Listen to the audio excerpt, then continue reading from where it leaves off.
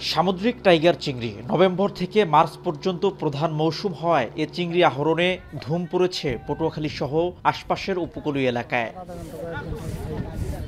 বঙ্গোপসাগরের তীরবর্তী দুর্গম দ্বীপ চরমন্তাজে গিয়ে দেখা যায় টাইগার চিংড়ি শিকার করে ঘাটে নিয়ে আসছেন জেলেরা। এরপর সেখানেই চলে নারী পুরুষের মহাকর্মযজ্ঞ।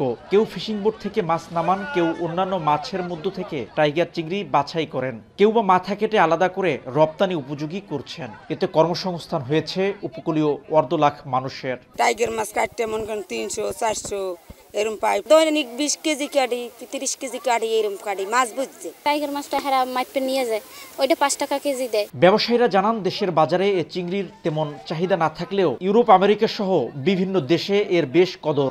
ফলে জেলা থেকে প্রতি বছর কয়েক কোটি টাকার টাইগার চিংড়ি বিদেশে রপ্তানি করা হয়। এই জায়গা দিয়ে আমরা মাছ ক্রয় করি, ক্রয় করার পর খুলনা নিয়ে এই মাছটাকে বিক্রি করি ফ্যাক্টরিতে।